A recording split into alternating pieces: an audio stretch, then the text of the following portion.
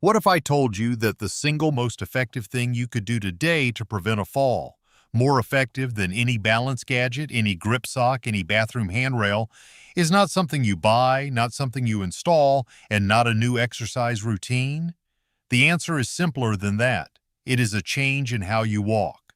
One small, specific adjustment to a movement you have been doing your entire life, and almost certainly doing wrong for the last several years without knowing it.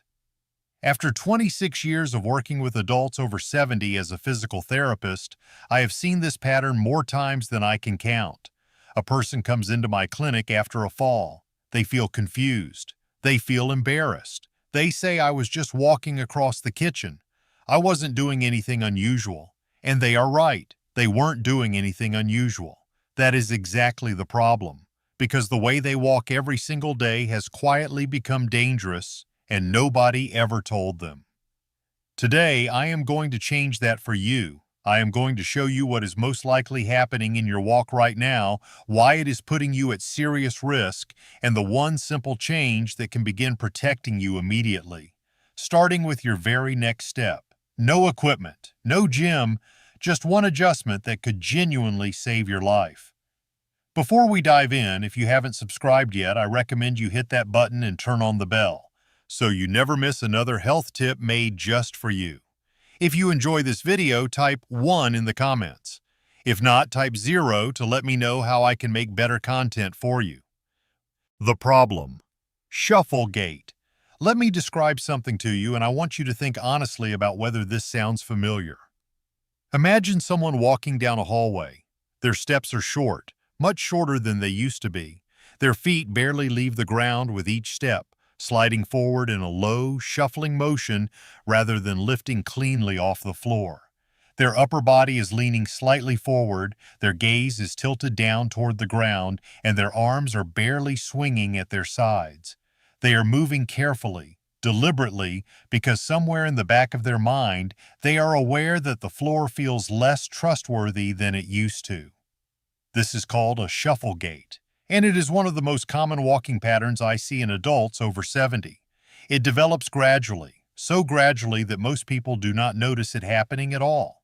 What starts as a little caution after a close call becomes a habit. The steps get shorter, the feet stop lifting, the posture shifts forward. And what feels like careful, safe walking is actually one of the highest risk movement patterns your body can adopt. Here is why. When your feet shuffle close to the ground, any irregularity on that surface, a rug edge, a slight rise in the flooring, a crack in the sidewalk, becomes an instant trip hazard. There is simply not enough clearance between your foot and the floor for anything to go wrong without it going very wrong. And because your steps are short and your weight is already pitched forward, the moment your toe catches something, your body has no time and no room to recover. The fall happens before you even realize you are falling. Shuffle gait also signals something deeper. The muscles responsible for lifting your legs, your hip flexors, your glutes, your core, have weakened from underuse, and the neurological connection between your brain and your legs has slowed down.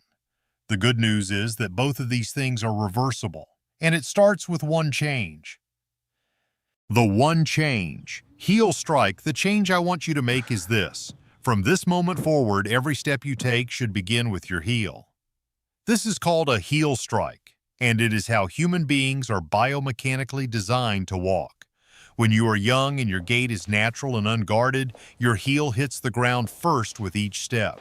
Your weight then rolls forward through the arch of your foot, across the ball, and pushes off through your toes to drive the next step. It is a smooth, continuous rolling motion, and it is one of the most efficient and stable movement patterns the human body produces. But here is what happens over time. As the muscles weaken and confidence in our balance quietly erodes, that heel strike disappears.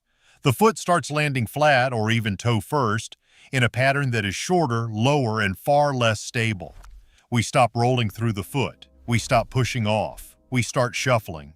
And with every passing month of shuffling, the muscles that produce a proper heel strike get weaker and weaker because they are simply not being asked to work. So what does correcting this actually look like? It is simpler than you might think. With each step, I want you to reach your heel slightly forward, just a few inches more than you normally would, and let it make contact with the ground first. Feel the weight shift forward through your foot. Let your toes push off behind you as you step. And most importantly, Baba, lift your foot. Do not slide it. Pick it up, reach it forward, land on the heel. When you do this correctly, several things happen simultaneously. Your step length naturally increases, which improves your stability and forward momentum. Your foot clears the ground properly, which eliminates the risk of catching on surface irregularities. Your posture automatically improves. The heel strike pulls your weight back and upright out of that forward-leaning shuffle position, and your hip flexors, glutes, and core are suddenly being asked to work again, which begins rebuilding the very strength that protects you from falls. One change, one adjustment, but it triggers a chain reaction throughout your entire body that begins working for you, rather than against you, with every single step. Now let me show you 5 exercises that will make this new walking pattern feel natural, automatic, and strong. Exercise 1. Conscious heel strike walk. Why it matters. Before anything else, you need to practice the heel strike itself, slowly, deliberately, and with full awareness. Most people who have been shuffling for months or years have genuinely lost the motor pattern of a proper heel strike. The neural pathway that produces it has faded from disuse. This exercise rebuilds it by asking your brain and your legs to practice the movement correctly, repetition by repetition, until it starts to become automatic again. How to do it. Find a clear hallway or a long open space along a wall. Stand at one end with one hand lightly touching the wall for safety if needed. Begin walking, but this time, think about nothing except your heel.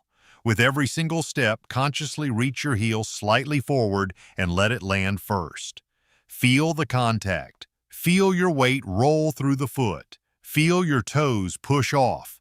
Take 10 steps forward this way, turn carefully using small marching steps, and walk back 10 steps. That is one set. Complete 3 sets. Rest for 30 seconds between sets. What to focus on?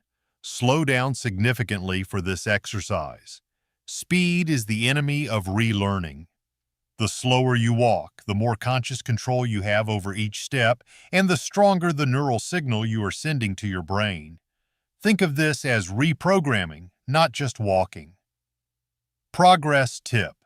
Once you feel comfortable with the heel strike on flat ground, try it on a slightly different surface, carpet versus hardwood, for example. The slight variation forces your nervous system to adapt and generalize the pattern, which is exactly what you need for real-world safety. Exercise 2. High knee march. Why it matters. One of the most direct consequences of shuffle gait is that the hip flexors, the muscles responsible for lifting your leg with each step, become progressively weaker. When they are weak, your foot clearance drops. When foot clearance drops, every rug, every threshold, every uneven surface is a potential trip. This exercise specifically targets those hip flexors and rebuilds the lifting reflex that keeps your feet safely above the ground with every stride. How to do it. Stand behind a sturdy chair with both hands resting lightly on the back for support. March in place, lifting your right knee toward your chest as high as you comfortably can, then lowering it back to the floor with control. Then lift the left knee. That is one full repetition. Complete 15 repetitions on each side, 30 total lifts, at a slow, deliberate pace. The lift should feel effortful. If it feels too easy, you are not going high enough. What to focus on? Stand tall throughout. Do not lean your upper body backward as your knee rises. Keep your torso upright. The lifting work should come entirely from your hip, not from momentum or body lean, and control the descent just as carefully as the lift. The lowering phase is equally important for building the eccentric strength your leg needs when your foot returns to the ground. Progress. Tip. As this becomes easier, practice the march while moving forward slowly through your hallway. Lifting each knee before stepping, then placing your heel down first. You are now combining this exercise directly with exercise 1, which is the closest simulation of proper walking you can train at home. Exercise 3. Stride length walk. Why it matters. Shuffle gait shortens your stride dramatically, often to half or less of what it was in younger years. A short stride is an unstable stride. It reduces your momentum, disrupts your balance rhythm, and forces your center of gravity into an awkward forward-pitched position. This exercise gently challenges you to extend your stride length back toward a safer, more stable range, rebuilding the confidence and muscle memory that a proper walking gait requires. How to do it. Place 2 pieces of tape on the floor of your hallway about 18 inches apart. This is your target stride length. Stand at one end. Take a step forward and aim to land your heel at or just beyond the second piece of tape. Then step with your other foot, landing the heel at the same distance. Walk the length of the hallway this way, 10 full strides, then turn and return. Complete 2 full lengths of the hallway. Focus entirely on step length and heel contact. What to focus on? Do not lunge or overreach. The goal is a comfortable, natural extension of your stride, not a dramatic exaggeration. If 18 inches feels too far, start with 12. The distance matters less than the habit of reaching that heel forward with intention on every step. Progress tip. Over time, move the tape markers slightly further apart, half an inch at a time, to progressively challenge your stride length. Most people are surprised by how quickly their stride naturally lengthens once they begin training it consciously. Exercise 4. Slow motion walk. Why it matters. Speed is where proper walking mechanics break down. When we walk fast, or even at our normal everyday pace, we rely on habit and momentum rather than conscious muscle control. For someone rebuilding a walking pattern, speed is the enemy. The slow motion walk removes speed from the equation entirely, forcing every muscle involved in walking to work independently and with full control. It is one of the most powerful neurological training tools available for relearning safe movement. How to do it. Stand at one end of your hallway. Begin walking at the slowest pace you can physically manage, so slow that each step takes a full 3 to 4 seconds to complete. Lift your foot, pause briefly in the air, reach the heel forward, lower it to the floor, feel the weight shift, push off with the toes, and begin the next step. Walk the full length of the hallway in this slow motion style. Turn carefully and return. That is 1 set. Complete 2 sets. What to focus on? This will feel strange. Slow motion walking is genuinely difficult because it removes all the shortcuts that habitual movement relies on. Every wobble you feel is your balance system being trained. Every correction your ankle makes is your nervous system rebuilding its responsiveness. Embrace the difficulty. It is the whole point. Progress tip. Try closing your eyes for 2 or 3 slow motion steps once you feel steady near the wall. This dramatically increases the proprioceptive challenge and accelerates the neurological adaptation you are building. Exercise 5. Obstacle step over. Why it matters. The controlled environment of a hallway is a starting point, but real life is full of obstacles. Rugs, door thresholds, pet toys, electrical cords, garden hoses.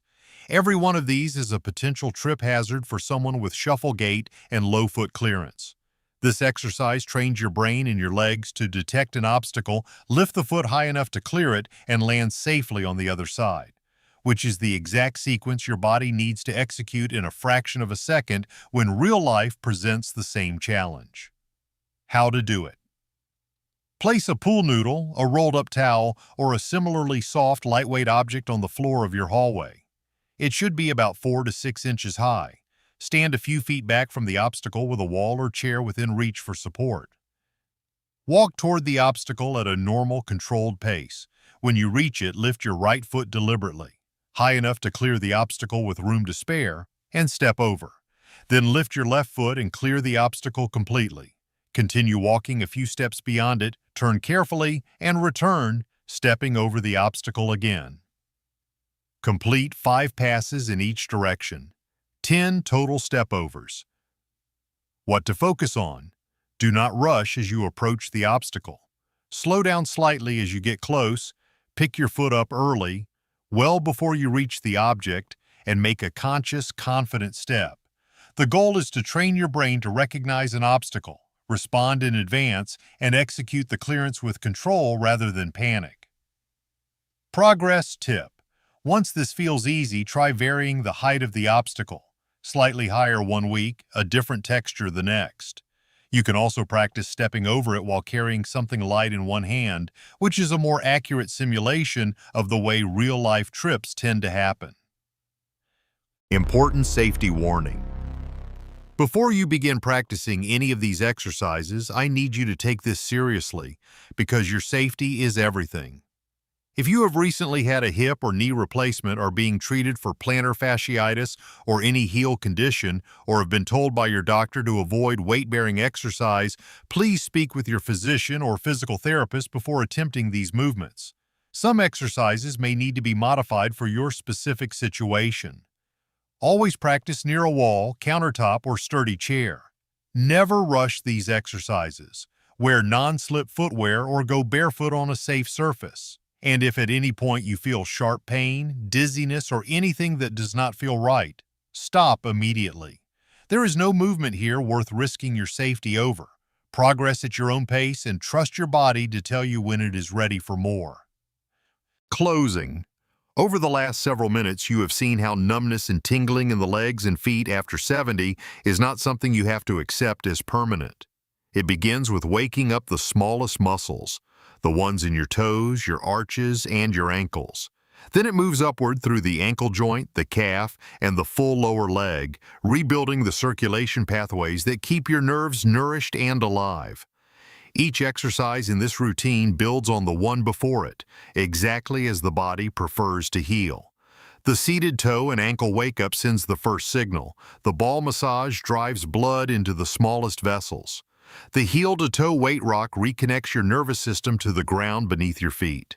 The towel toe curl rebuilds the intrinsic strength that most people lose silently over years. And the controlled heel raise brings everything together into one movement your body can rely on every single day. When these exercises are practiced consistently, not perfectly, but consistently, the changes are real and they are lasting. The nighttime tingling that wakes you up begins to ease. The morning numbness that makes those first steps feel uncertain resolves more quickly. The heavy, disconnected feeling in your feet gives way to something that feels more like solid ground again. Circulation improves not through intensity, but through patience and repetition. Small movements done daily send a clearer message to the nervous system than aggressive workouts done once a week. The body responds to what it is reminded of every day, and these exercises are that daily reminder. The long-term benefit reaches far beyond physical comfort.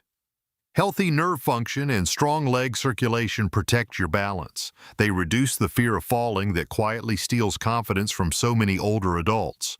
They preserve the ability to walk to your mailbox, climb your own stairs, play with your grandchildren, and move through daily life without constantly wondering whether your legs will hold you. That kind of independence is not a small thing. It is everything. Aging does not mean surrendering control over how your body feels. It means learning which movements your body truly needs at this stage of life and choosing them every day with care and intention. These exercises are that choice, simple, safe, and powerful in ways that add up over weeks and months.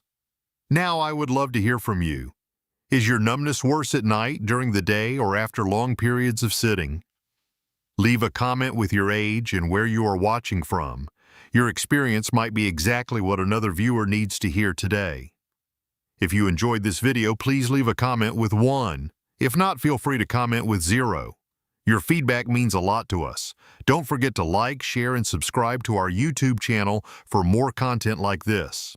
Thank you for watching, and here's to living life on your own terms.